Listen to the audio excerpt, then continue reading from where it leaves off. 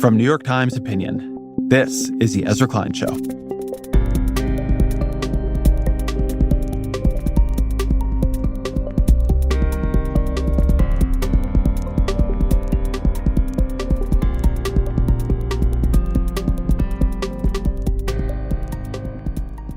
I've been watching, as I imagine so many of you have, as the campus protests over Israel, over what's happening in Gaza, have exploded across the news. Clashes and arrests at colleges across the country. Demonstrations are now coming to a head. Tonight at University of Texas, Austin, police one by one detaining pro-Palestinian protesters. In Oregon at Portland State University. Atlanta's Emory University. University of North Carolina, Chapel Hill. Fordham University's Manhattan campus. At Texas State University. And the University of Washington. And on Long Island, students and police clashed at a protest at Stony Brook University today. An encampment was set up. I've been watching police go in and clear encampments in the place I went to college at UCLA. I'm here in New York. What is happening at Columbia has been all over the news. More than 100 people were arrested after the school asked police to remove student protesters. And I found it hard myself to know what to think. One reason is that protests of this size are never one thing. On the one hand, you really do hear at them people just shouting anti-Semitic poison. And on the other hand, you can go to one of them and attend a beautiful Passover Seder inside the Columbia encampment.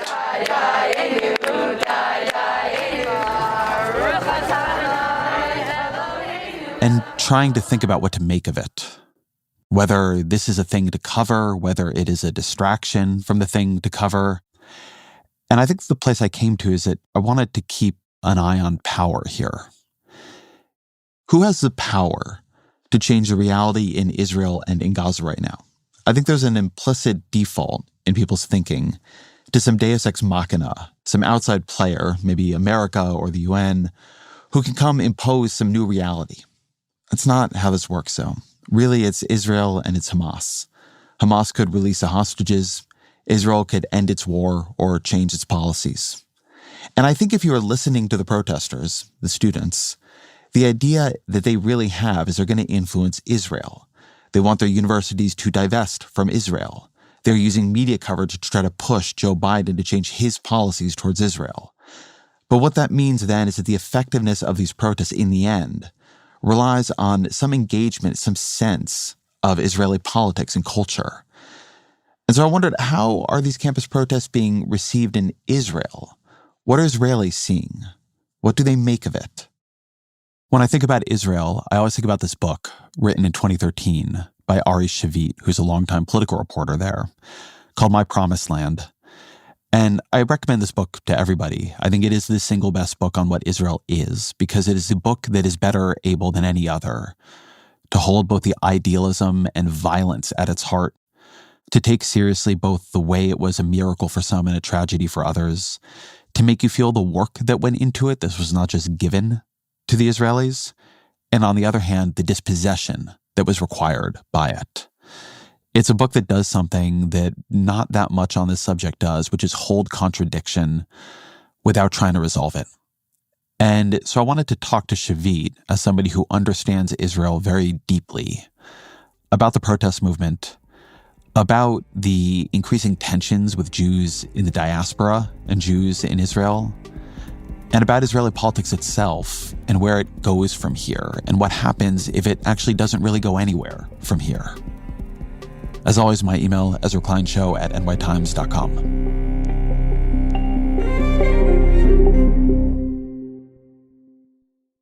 Ari Shavit, welcome to the show. So good to be with you. Thank you. So when you look at the campus protests sweeping America about Israel, what do you see? I'm deeply saddened. I'll tell you what I don't see. I don't see Gandhi-like marches. I don't see Martin Luther King kind of demonstrations. I don't see an understanding of the profound tragedy that we are trapped in. So if people were there marching, talking about the hostages and talking about the 1,200 people who were slaughtered on October 7th, then I would deeply, deeply respect their anger. But when you see that it's all one-sided, and when you see that it goes from legitimate criticism of Israel to a kind of obsession with hating it, then I wonder, it makes me, beyond the sadness, it scares me. I think there is justified criticism, there is understandable criticism, and then there is vicious criticism bordering on anti-Semitism. When America was in Vietnam, there were justified anti-war marches all over. They never doubted the legitimacy of America, of the United States of America. When France was in Algeria and Indochina, there was criticism of the entire global left. No one said that the French Republic is illegitimate. In a way, I'm glad you brought up the Vietnam marches, because I think the thing you just said there is flatly wrong. The Vietnam marches, which were right in their moral direction, were full of people who questioned the fundamental legitimacy of America, full of people who were calling for victory over and the deaths of our soldiers, full of people who did not march with love, who were not Gandhi, who were not Martin Luther King Jr. Of course, they also had marches where there literally was Martin Luther King Jr. One of the difficult things about reading a mass protest movement is that it is never one thing. It is never, or very rarely, perfectly on message, perfectly respectable, perfectly managed. If it were, it often would not get very much coverage. And so let me agree with you that there are things at these marches that are repugnant. And I frankly have very little patience myself for the way this conversation ends up endlessly circling this question of, does Israel have the right to exist? Israel exists, but many of the people at these marches do not hate Israel for being Israel. They certainly do not hate Jewish people for being Jewish. These Jewish students, as I understand them, and I've spoken to some of them, they feel they have to choose between their political values and any kind of solidarity with the state of Israel. What do you say to them? I would ask them, and ask even you, to make a distinction between the Israeli government, between the Israeli prime minister, and between the Israeli people and the Israeli project. I am as angry at Prime Minister Netanyahu as you are, or as the young demonstrators are. Because Mr. Netanyahu is endangering the lives of my children. I'm angry at the Israeli extreme right, just as you are, or the young demonstrators are, because they are tainting and threatening the dream that my grandparents dreamt and my grandparents and parents fulfilled in the most miraculous way. But there is a distinction between that and the Israeli project, the Israeli state. Because at the end, look, when I listen to some of this discourse, people are talking that Israel is a colonizing nation. We have been the ultimate other of white Europe for 1,500 years. We never knew where we'll sleep next year. We will never know what will happen to us. And then we became white Europe's ultimate victim. So we ran away from white Europe. We were not sent by white Europe. How can you totally attack the right of a homeless people to have a home? We are not part of imperialism. We are a small, persecuted people that somehow saved itself at the last moment. And in order to prevent the death of a people, they transfer them from one continent and several continents. They revived the language. They built a society, created a state, a nation. It's an incredible, incredible human endeavor. You don't have to be Jewish or pro-Israeli to see that.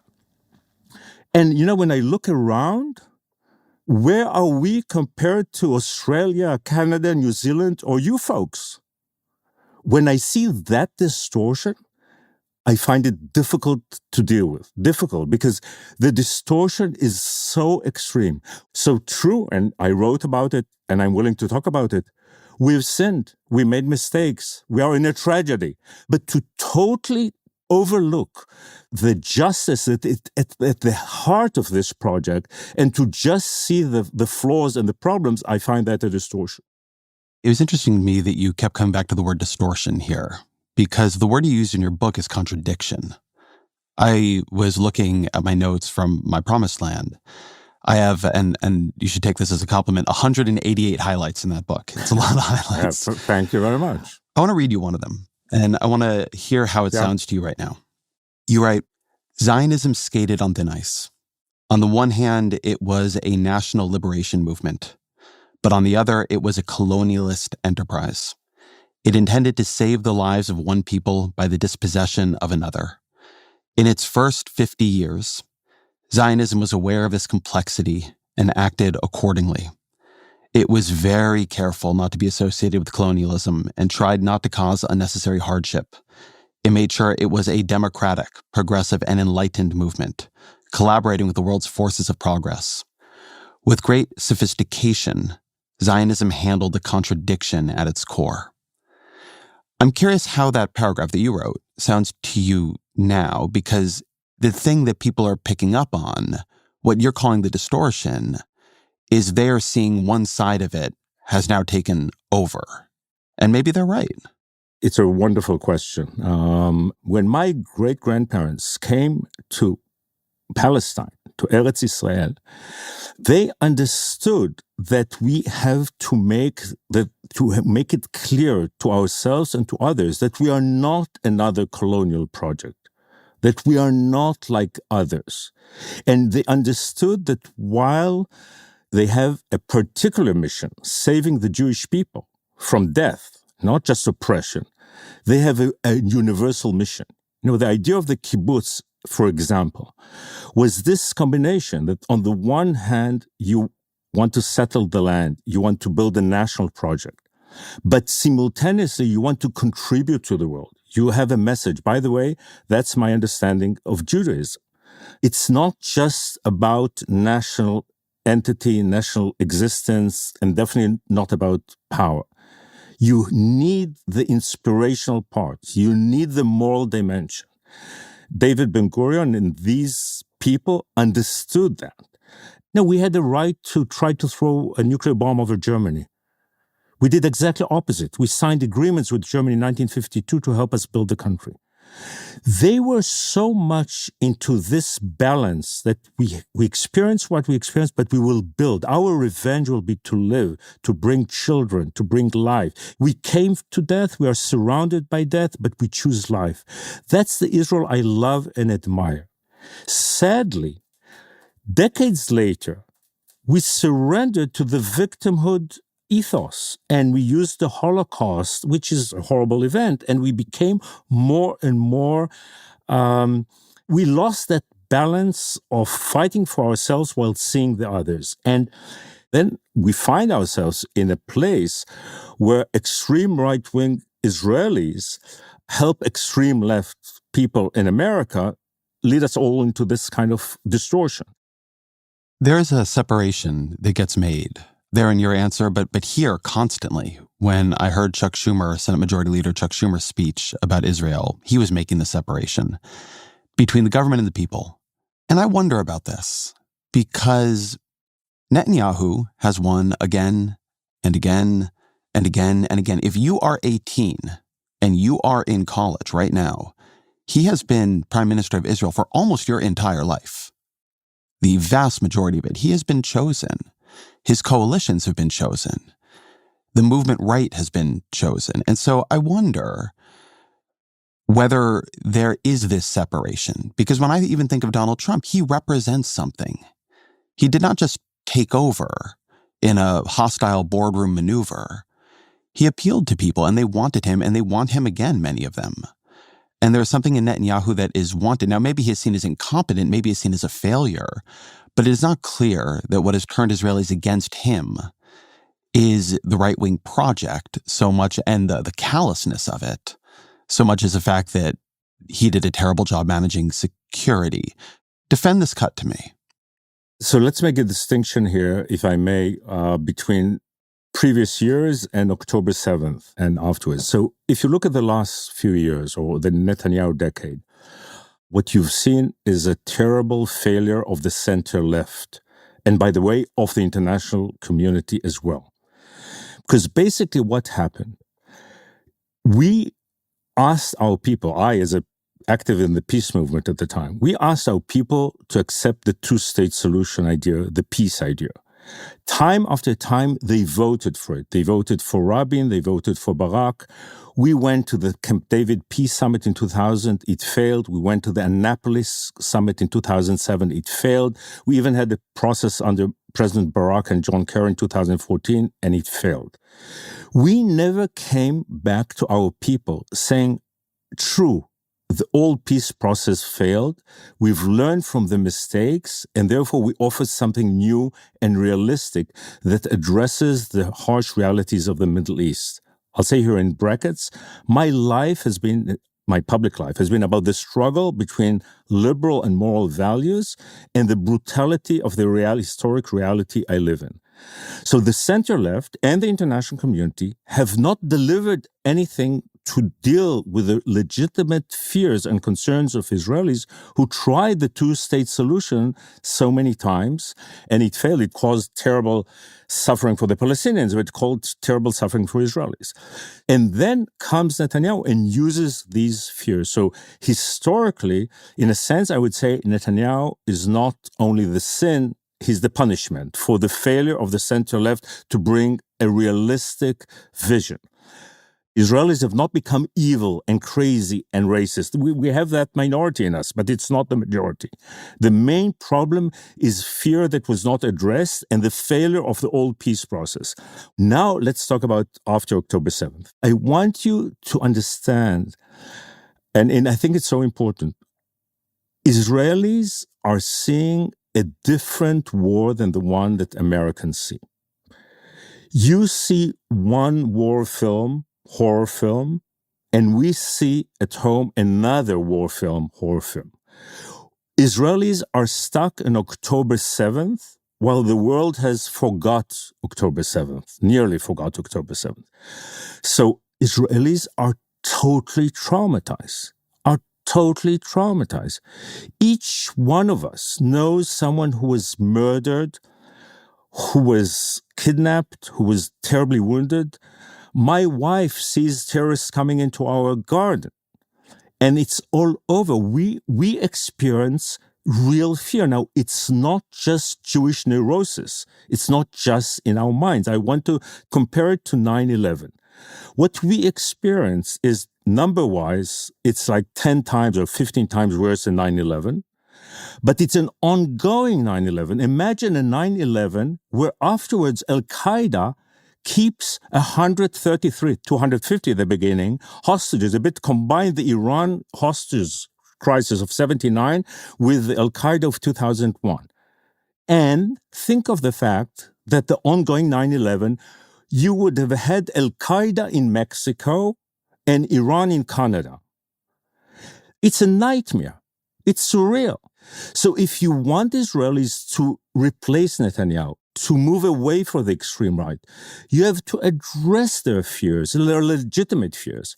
Once we address this, we can demand of Israelis to have much more empathy and generosity and really try peace in a new way, in a realistic way, to stop this terrible tragedy. Let me say first that I agree with everything you just said about both the psychology and the geography of this. I often try to say to people who see it as obvious that Israel's response has gone way too far, which I do believe, by the way, it has gone way too far. I do say, look, imagine that 9/11 was conducted by an al-Qaeda that ruled Canada and what we would have done in response. There is, I said this over and over and over again in the podcast I did after 10/7, there is no country that would permit that kind of incursion and massacre and not respond with overwhelming force. At the same time, I want to connect this back to what you were just saying about the peace process, because one thing that I think Israelis completely disregard now is that in the background, long before 10/7, they had let themselves become the villains. When you say that Israelis feel we tried peace and it was not responded to, I think there's a lot of truth to that. How much everybody tried, that there are contested narratives of these peace processes, that's all true as well. But I do think that there were honest attempts to try to find some equilibrium that was not this. I would say that went until about 2008. And then what happened, and I think this is the much more dominant narrative for people who have followed this and are younger here, is peace was abandoned and the settlements kept getting built. And so it wasn't just that the peace process failed and then went into a state of dormancy. It was that the peace process failed, and then it was made more and more impossible year by year, that there was an active effort, the laying down of concrete, the paving of roads, the erection of buildings, to make it impossible to imagine that trade of land. And so there's both the genuine problem you are pointing to, the question of how can anyone in Israel feel safe if Hamas exists in Gaza? But there's also this other question, which is, how can Israel be safe? How can it exist? How can people here support it if it allows itself to settle into this role as the occupier? So first of all, the short answer is if you want the Israelis to change, and I think they should, or we should, the first thing is not to hold maps of the entire land between the river and the sea, all Palestinian, and basically say that I and my daughter and my wife and my two sons have to leave and go back to Poland, because this is right now what is said in campuses.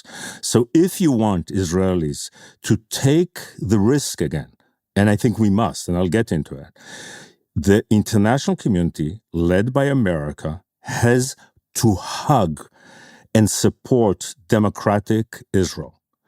Beyond that, I agree. I wouldn't use the word villain the way you use, but with everything else you said, I agree. So I wouldn't say Israel is a villain, but obviously there are Israeli villains. Just like there are American villains and European villains, there are Israeli villains. I think it is too complicated. I just want to say that I think this is way too complicated to say anybody is a villain. I'm saying that for many people, Israel came to appear the villain. Oh, okay. They were the stronger player. Okay. Well, the strong, we'll get into the strong. So you know what? Let's get to the stronger. First of all, talking of distortions, one of the great distortions here that it's not only about Israel, is that you assume that the weak is just and the strong is wrong. That's a profoundly morally flawed statement. Because if I'll parachute you into Europe of 1944 and early 1945, the Germans were very weak and the Allies were bombing them in Dresden and other places. So if you follow that logic, that distorted logic, you'll be pro-Nazi. So I ask everybody to get out of this. This is something that happened into our intellectual world in the last 20, 30 years, and it's a distortion not only regarding Israel. Point number two, Israel is not that strong. The flaw of Israel itself that became arrogant and cocky. People did not understand how vulnerable Israel is. Regarding the Palestinians, we are stronger. But there is a larger context here. What is threatened now is the entire free world and world order. You have a Chinese, Russian, Iranian axis attacking everything we believe in. We have to see the larger context. We cannot be blind. Ezra, this is the most intimidating Jewish moment in our lifetime. It's one of the most painful Palestinian moments in our lifetime. And it's one of the most dangerous global moments in our lifetime. We have to wake up. This is a mega event. What happened on October 7th was an attack on the Jewish state, on a democratic state, on the Jewish people, and in many ways on the post-war world order.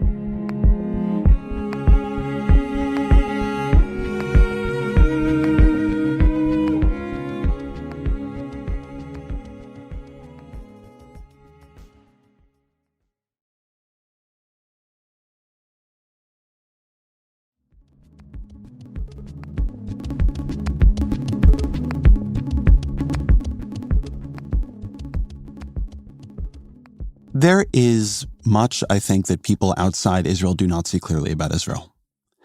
There are things people inside Israel, I think, do not see clearly about Israel. And one of them is strength. And so the thing that I see again and again is this effort to then create a much larger set of enemies to justify a deep and very understandable, I come from Jewish history too, a deep and understandable feeling of vulnerability, of weakness, of always being on the precipice. But I'm in America.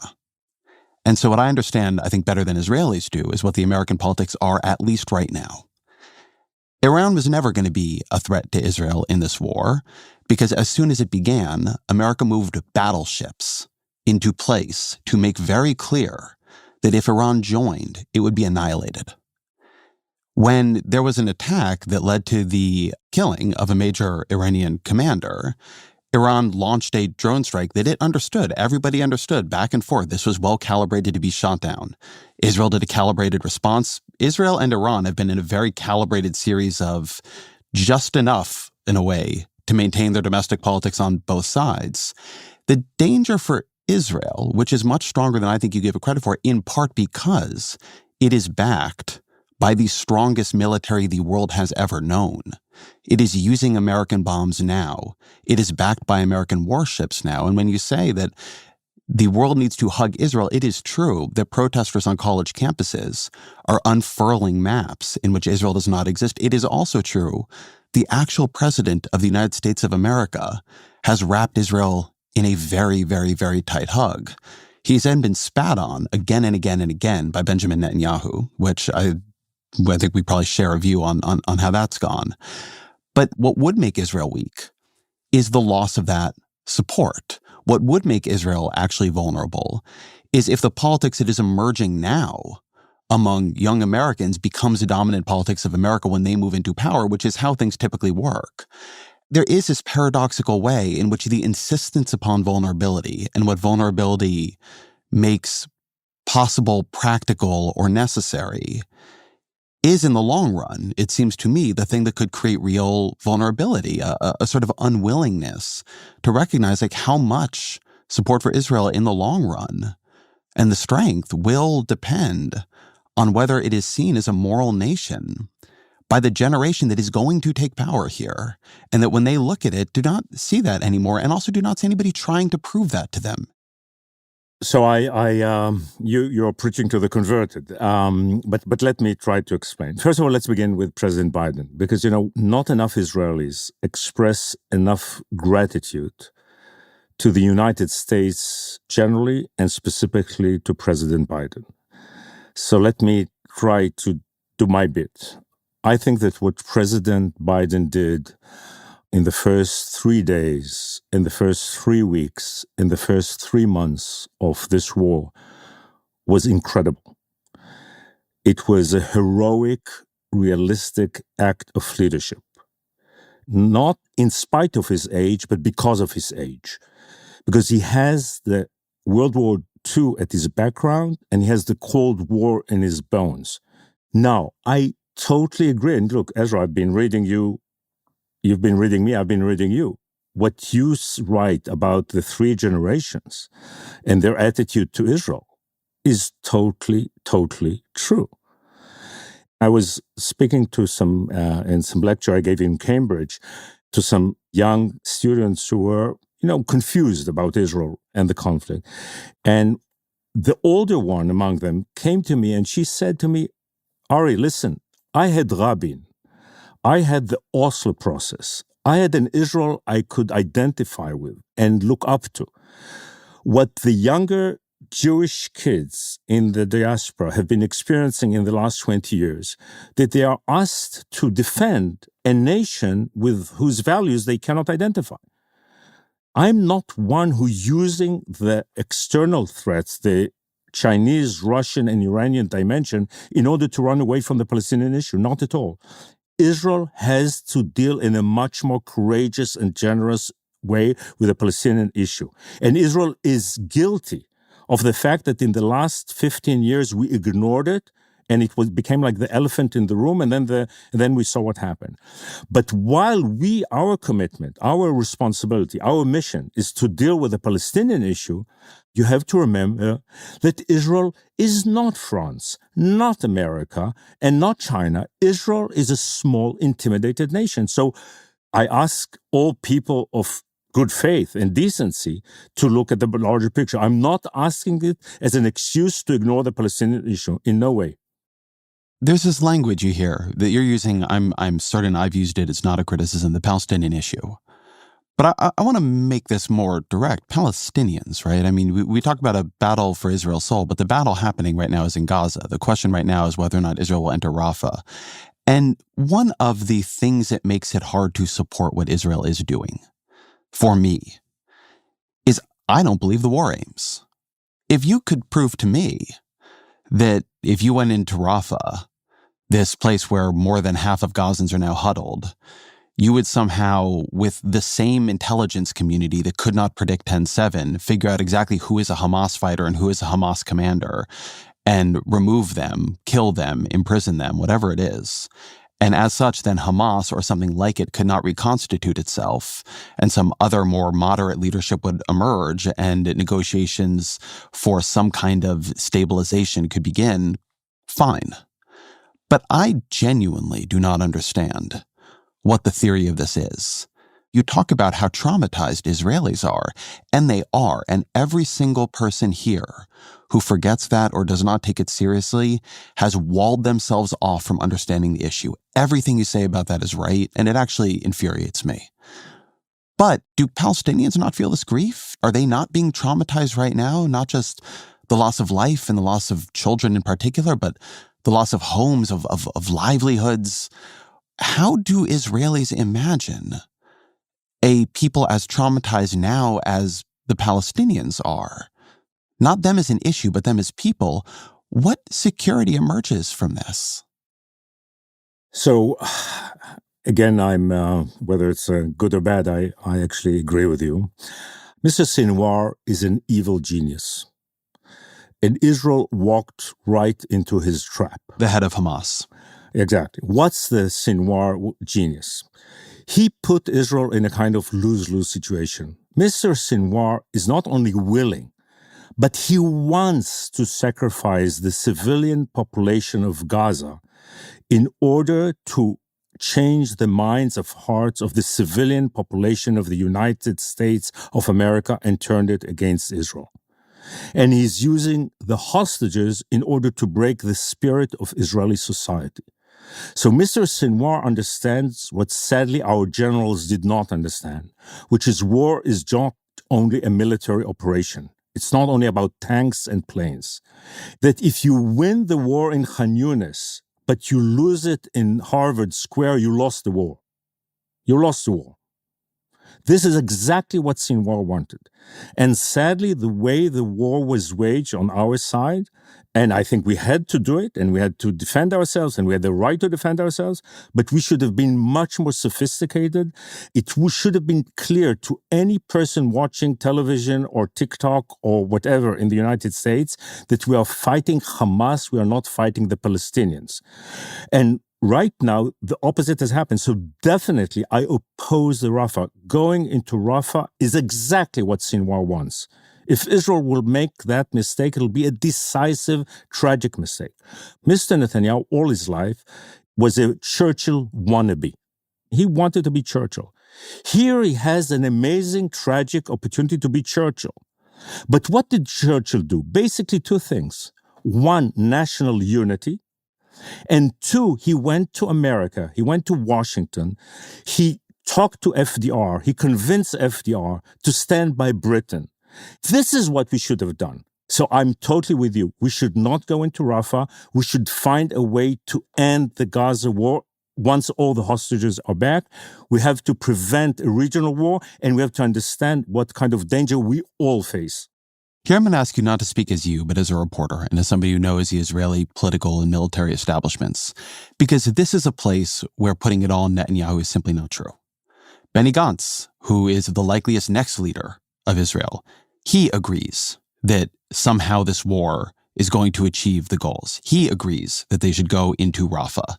If you look at the interview that Yair Lapid, the opposition leader, just gave to one of my colleagues, he agrees this war needs to be continued. Benny Morris, the revisionist historian who has done so much to increase our understanding of the expulsion of Arabs during Israel's war that created the state, he agrees they need to go into Rafah. So there is a wide agreement over anything you might call, from the right to the center left, that they need to go into Rafah, that somehow this will make Israel safer, that Hamas can be sufficiently degraded. Why do they think something so many of us seem to think is not true, which is that what Hamas is not an idea, not an expression of rage that will find its way out, but a military unit? So the good news is that quite a number of leading Israeli strategists, ex-generals, serious people have been saying in the last week or two what I just told you. They said going into Rafah would be to walk into a Senoir trap. It's a strategic trap, and we should not go into it. So on this issue, I'm not totally lonely. I think there are other people who think, oh, don't get me wrong. I think that eventually Hamas has to be crushed. Look, Hamas is threatening the lives of Israelis and the liberty of Palestinians. And we all have to unite in eradicating Hamas and liberate the Palestinians. I want Gaza to be Dubai by 2040, 2050. That's the future of Gaza. We need to bring in a coalition of moderate Arabs and moderate Palestinians. We need a Marshall Plan for Gaza. We need to turn it to something that every young person in Gaza who is suffering so much today will have a future, will have hope, definitely food and water, but much more than that. Gaza has to be an amazing project of the international community led by the moderate and rich Arabs who have the resources, the capability, and who know how to deal with radical religious sentiments. So we have to do that. But we'll have to defeat Hamas. But I'm saying right now, this thing went so wrong. There is so much suffering. There is no hope. There is no breakthrough. We have to find a way to stop the fighting, again, once all the hostages are back. All the hostages have to be back. I want every Palestinian to feel that he has more freedom, more prosperity, more hope every year, while Israel's security is not in danger. But this gets to something that you said a few minutes ago, which is the world cannot understand what Israel will or will not do. It cannot influence what Israel will or will not do until the trauma and the fear and the grief of Israelis is taken seriously. And that if you want to be a protest movement, if you want to be a politician, if you want to be a stakeholder that is somehow influencing Israel, you have to start there. And I believe you are right, but that is also true for Palestinians. And what I hear is a sort of jumping, right, to this sort of world where there's nothing like Hamas. There's an international coalition. Somehow so much money's been poured into Gaza that maybe Israel allowed this, which seems unlikely to me, but that it now looks like Dubai. But before you get to any of that, you have somehow done something to take seriously the trauma, the grief, the anger, the fury, the loss of Palestinians. I mean, one thing your book does very well is, I think, force people to reckon not with 1967 and the Six-Day War, but 1948 and the violence and the loss and the expulsions of that war, how they still shape the region, how they still shape how everybody sees each other. This one is fresher, right? This is happening right now. You are right to demand the world take your grief seriously. You are right to demand they take your fear seriously. But what does it mean to take the grief and fear of Palestinians seriously? Because that is not just something I don't see Israelis doing, but I don't see anybody even discussing that it needs to happen. And if it doesn't happen, then I don't understand how you think you will ever live in peace or even live in security. Once again, I totally agree. And I really, sorry for using psychological terms or emotional terms. But no, I think we need those here. I think this conflict is about history, identity, and soul and feelings and humiliation and anger and fear. This is about and again, part of the failure of previous peace processes that they had the economic dimension, strategic dimension. They never dealt with the deeper identity issues, and you have to deal with them. Look, I understand why Palestinians would hate me because of the conflict, the tragedy of the conflict. But Palestinian leadership, Yasser Arafat and such people, the moderates, did not care enough about Palestinians. There was the old, almost ancient Sting song, I hope the Russians love their children too. And the Russians did love their children too, and that's why the first Cold War ended the way it ended. But the problem that we don't have enough constructive forces in the Palestinian leadership who would care about their own people. There are two terrible metaphors in the tragedy of the conflict in recent years. One was suicide bombing. What was suicide bombing, which were horrible 20 years ago, 25 years ago? Suicide bombing is when your hate for your enemy is stronger than your love for yourself. And now we have the tunnels. Rather than build skyscrapers of hope in Gaza, everything went into these dark, evil tunnels. Each one of us has to cure his own society from the poison and all the toxic materials of the conflict that had poisoned all of us. We're all poisoned, okay? We're all poisoned. We need now a process of detox that helps both Israelis and Palestinians at the same time to move forward to something that is more constructive, which you now see in the Middle East, which was not the case before. My Palestinian hero is Salam Fayad. Salam Fayad is the one Palestinian leader who really tried to do nation building. So obviously he had his grievances regarding us, and I understand it. But he tried to build something. We need, out of this chaos and mess and tragedy, we need Salam Fayad attitude combined with an MBZ attitude. Look, the good news in the Middle East is that the first time in a century, we have Arab modernity that works and is successful. And the Emirates are like the symbol and the example for that. Because what's the United Emirates all about? It's about moving forward, solution, not going back to the past, not getting into victimhood, but building things. So if we will have MBZ-like forces supporting Salam Fayad-like Palestinians, I think we can begin to move forward from the agony and suffering into something that is more promising. You say if there was something like Salam Fayad, who is a former prime minister of the Palestinian Authority, you would see a willing Israeli partner. But I had Salam Fayad on this show a couple months back, and people should go listen to it. And here was somebody who is doing everything you're saying should be done. And frankly, at a better time in Israeli politics than this one. And he had built up a lot more economic capacity within the Palestinian Authority in the West Bank where he was governing. He had built up profound security cooperation. He had exiled and expelled much of Hamas. He had made the West Bank far safer. And what he says happened is he could not get the Israelis to work with him, that they would not stop their incursions. They would not loosen the restrictions. They would not make it easier for him to build. Salam Fayad had all kinds of problems, but he will tell you, he told me that really his biggest one was that Israel wouldn't hold up its end of the bargain. And so there is this truth that at many points, Israel's not had a partner who could deliver peace or even maybe wanted to deliver peace.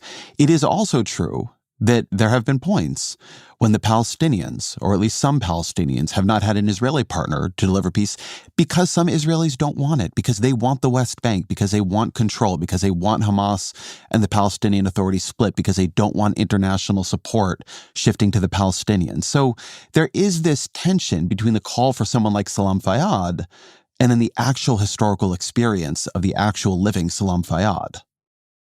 So after expressing my admiration for Salam Fayad, I don't want, to do polemics regarding him. I really admire him and I really want him back. I really think that he and people like him are an essential part of the solution. But I'll say two things. One, Salam Fayad had terrible problems with corruption in the Palestinian Authority, including by Mr. Abbas, who's leading it. They wanted him out. The second element that I want to remind you, that while Salam Fayad was in power, we had a prime minister in Israel by the name of Olmert, who went to the Annapolis Peace Summit with George W. Bush and Condoleezza Rice and offered 100% of the territory back with some territorial exchange. Olmert made the most generous, some Israelis feel reckless, offer to the Palestinians. And it was rejected. So after it was rejected, Netanyahu was elected. Israelis became, again, they're not profoundly more right-wing, but they're more skeptical, more fearful, it's more difficult to bring them. We need to find a way to get out of this vicious circle. And again, don't get me wrong. In the last 10 years, extreme right-wing Israeli governments, and with a lot of influence of the settler parties and the extreme right, Israel was not there. But the reason they were elected was the failure of over 15 years. We tried the old peace and it failed. One thing threaded through your book is an appreciation of tragedy and a willingness to see your own story, Israel's story, the story of the Palestinians as a story of tragedy. And part of tragedy is timing, that there are moments where an opening exists for something else and they're missed. And then there's a moment on the other side and it's missed. And something I think that history should teach us or force us to reckon with is that there's not going to be perfection here. There are not going to be perfect leaders on either side. There's not a Palestinian Authority free of corruption. Frankly, there's not even right now a Palestinian Authority with legitimacy. There is not going to be an Israeli polity that moves from where it is now all the way to where you are or farther than that. And so there is this question to me of what happens if this is where we are.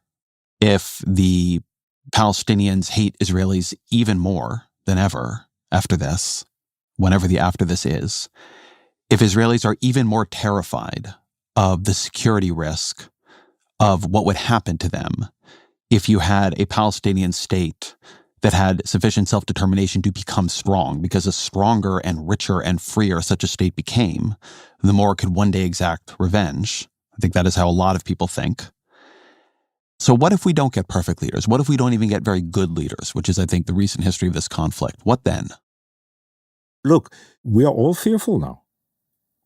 The worst can happen.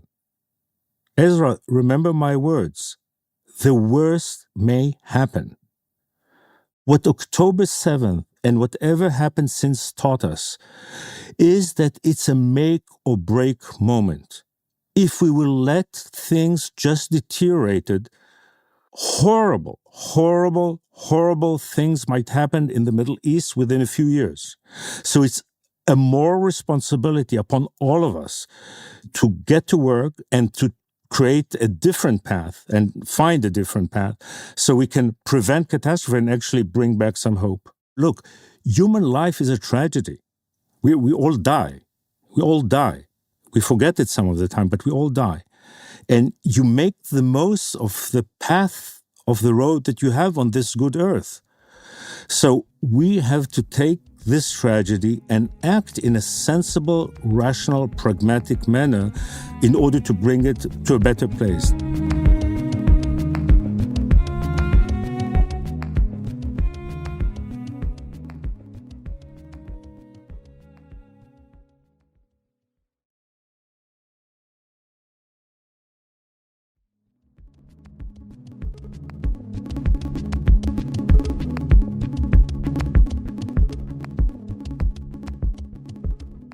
You know, there's this 1948 essay by the philosopher Hana Rent called To Save the Jewish Homeland.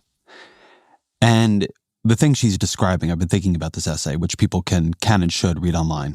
And there's a lot in here, but the thing she's discussing is that there had been a cacophony of views about Israel, about Zionism in the Jewish community. And then came the war, the fighting, the founding, and that collapsed into unanimity. And she thought that the unanimity was very dangerous because what was needed at the founding of Israel was to take seriously the insights of the people who thought this could go very, very badly.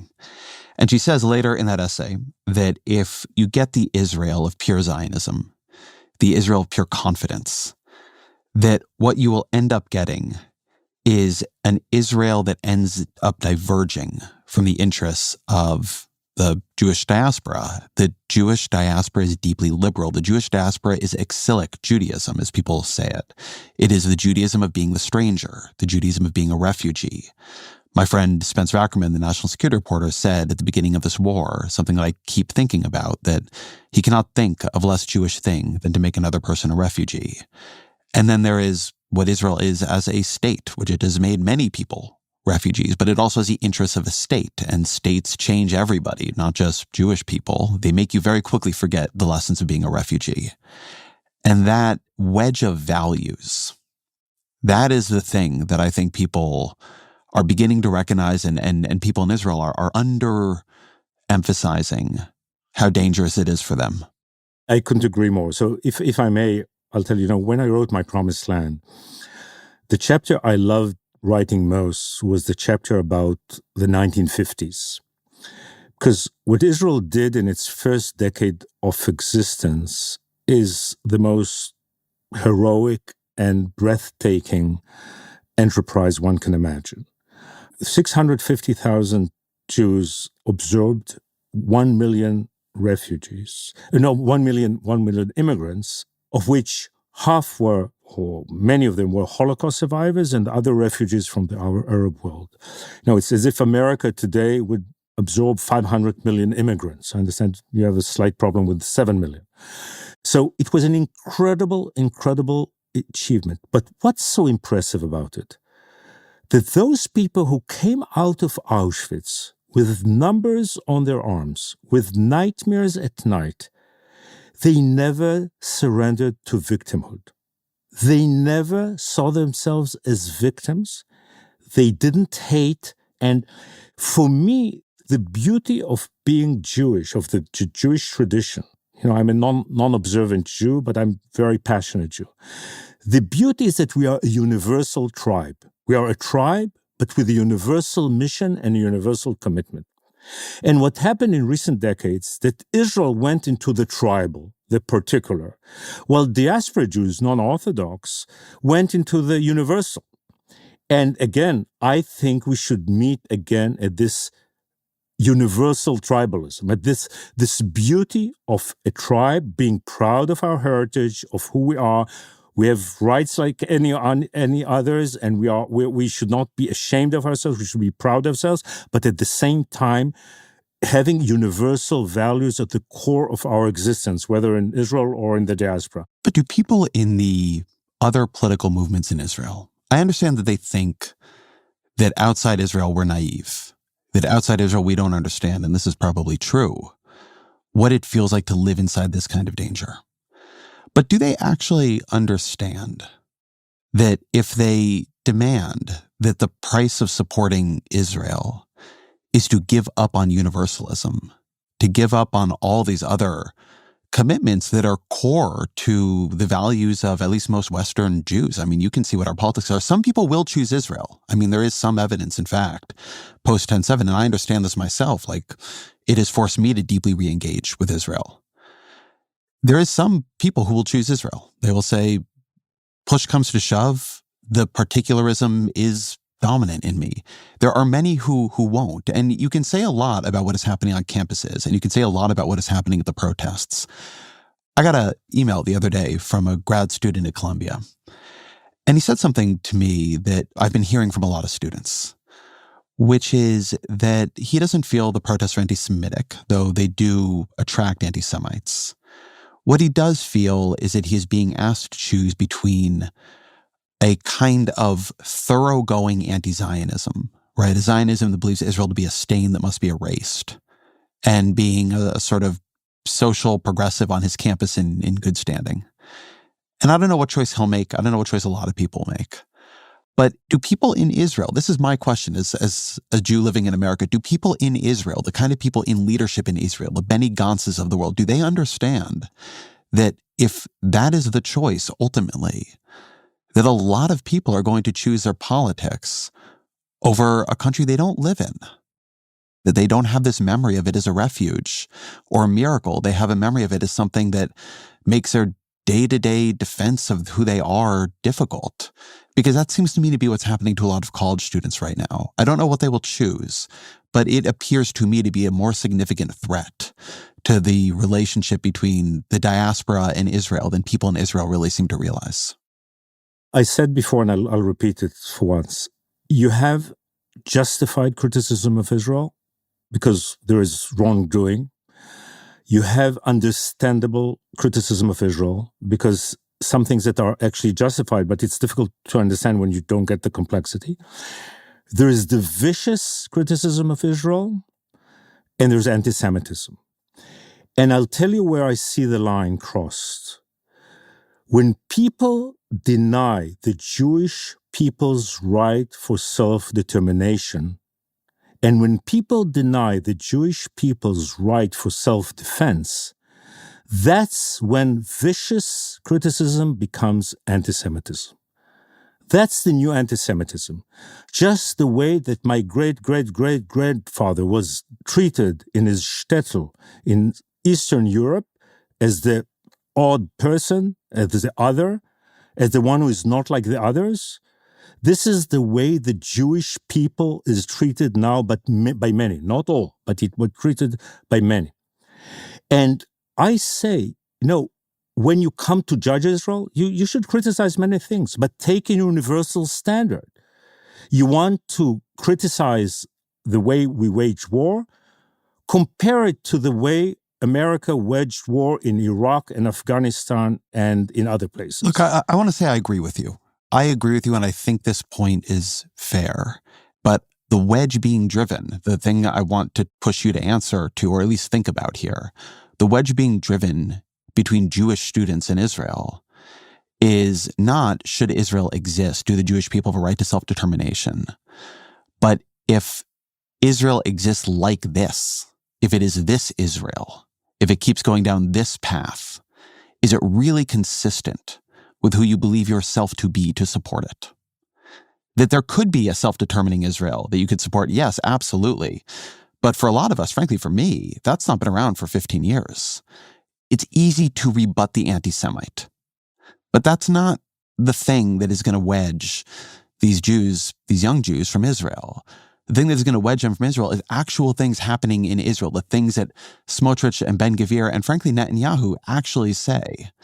And so, I don't know, I worry sometimes people they have managed to convince themselves that if they can argue down the anti-Semites, they have solved the problem. But I think they are distracting themselves from the problem with the anti-Semites.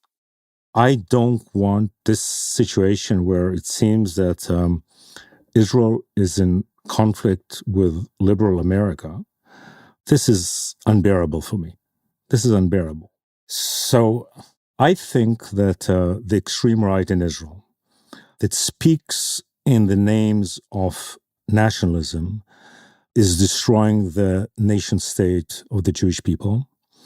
I think that some in the extreme right who speak in the name of Zionism endanger the Zionist project. And some in the extreme right who speak in the name of Judaism are betraying half the Jewish people. How can extreme right and extreme Orthodox people speak in the name of Judaism and actually send away half or more than half of the Jewish people? We live in a free world, thank God. Still, I cannot expect any Jewish youngster, any young man or young girl to stick to their Judaism and stick to their commitment to a Jewish state when that state turns its back on their values altogether. That doesn't fly. It doesn't work. And I say it's not only non-democratic and non-liberal. It's non-Jewish. Look, talking about the Jewish mission of this time, we need to build a non-extremist Jewish coalition in the diaspora in Israel to fight the dark forces. Look, we are having a fight it's a battle for Israel's soul. It's a real battle for Israel's soul. We have dark forces They are not the majority. They took over the government. They are not the majority, but they are there. And in order to fight them, we all have to be much better than we were. We have to be much more courageous and smart politically. But we need a kind of great Jewish coalition for that. So let's take this grave danger that we are now all aware of and deal with it. Again, in my admiration to the Herzls and the Weizmanns and the Ben-Gurions, is when they saw a terrible threat, they rose to the challenge. And they changed reality in an amazing way. Chaim Weizmann, one of the Zionist leaders, used to say, you don't have to be crazy to be a Zionist, but it helps. They were a bunch of dreamers. They dealt with an impossible reality. Today, there is so much more that we have in Israel and you have in the diaspora. We still have more resources, more power, more energy. But we have to address this danger. And it's a double danger. It's the danger from without, the attacks of the anti-Semites in America and Europe and elsewhere, and the dangers of the radicals in the Middle East, and the danger from within of losing our soul. We must not lose our soul. We have to win the battle for Israel's soul. I think that's the place to end. Always our final question. What are 3 books you would recommend to the audience? One of the things we need today is, not only victims, but heroes, democratic heroes. So the 3 books about heroes that I appreciate, one is about Rosalind Franklin. And Rosalind Franklin was a scientist, happened to be a Jewish British scientist. She contributed dramatically to the discovery of the DNA code. And she was intellectually dispossessed. They took away her life's work, and she died brokenhearted at the age of 38. And what I see in her is scientific heroism, feminist heroism. She is also family. She was my mother's second cousin. And that a book, a biography, actually brought her resurrection in a way. And today she's so appreciated. So I find an element of hope in that. The second book that I really have been reading in the year before October 7th, when we had all this internal struggle in Israel, was Taylor Branch's Parting the Waters about Martin Luther King and the civil rights movement. The book is beautifully written and very comprehensive, but what Martin Luther King brings us is the best of what happened in the post-war era. I think that all oppressed people in the Middle East or elsewhere, I think it's an inspiration to fight for their rights, but within the context of universal values and the peaceful struggle. And my third one is Truman. Truman is so dear to my heart because, first of all, he was like the unlikely hero, the surprising hero. The fact that you come from the people and you serve the people and you don't forget that you're one of them, I find endearing. He enabled the world of Rosalind Franklin and the world of Martin Luther King because he created the post-war World War II order that gave humanity its best 70, 80 years. And I really, really hope we will find the Harry Truman of our time who will deal with the amazing challenges we'll face and lead us to a hopeful future. Ari Shavit, thank you very much. Thank you.